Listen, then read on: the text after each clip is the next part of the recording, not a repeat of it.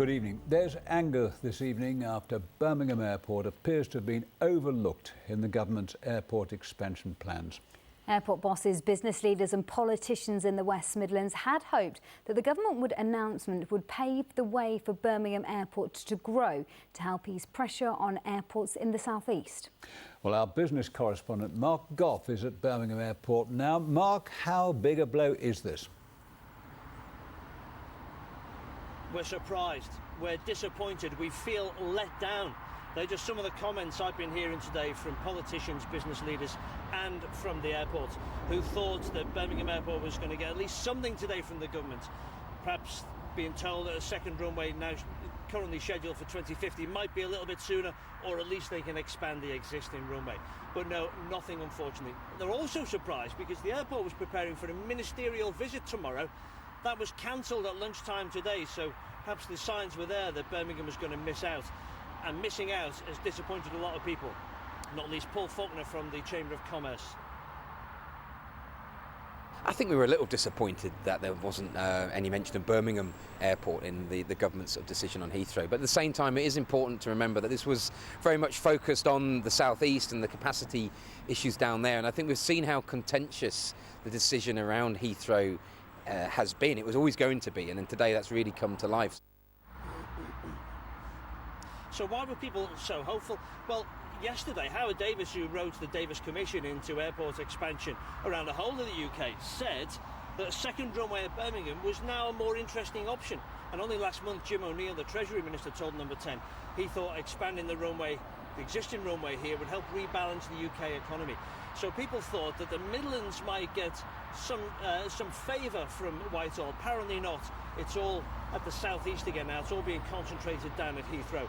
Something which has greatly disappointed two of our would-be politicians, Beverley NIELSEN and Sean Simon, both bidding to become Mayor of Birmingham.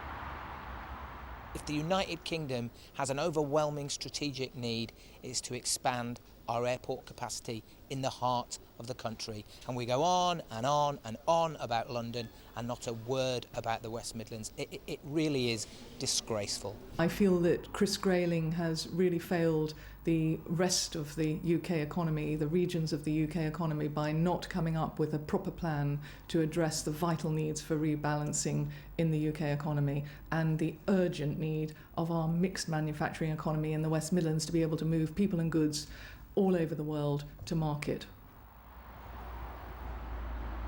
So a bit of anger there. Also listen to this from John Clancy, leader of Birmingham City Council.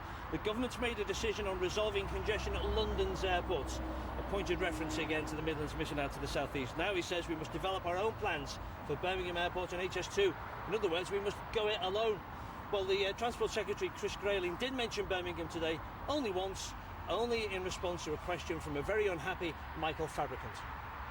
But why can we not still be talking about expansion at Birmingham International Airport and indeed expansion at Gatwick Airport too? Steve. Well, Mr. Speaker, I've no doubt that others will have their views about further expansion of regional airports like Birmingham, for example.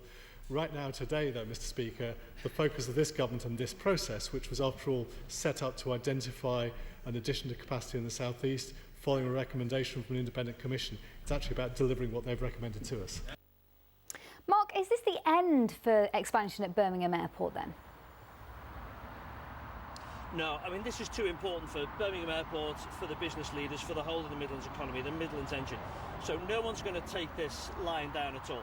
And one of the important things is, of course, everyone's talking about HS2. HS2 will be coming here by 2026. That will make Birmingham Airport the only airport connected directly to high-speed rail. Also, Birmingham Airport has done a lot of work recently. They've extended the runway. They've won long-haul flights from China and India, which are seen to be, the really massive growing economies that we need to encourage. Incidentally, there's going to be some lobbying as soon as Thursday.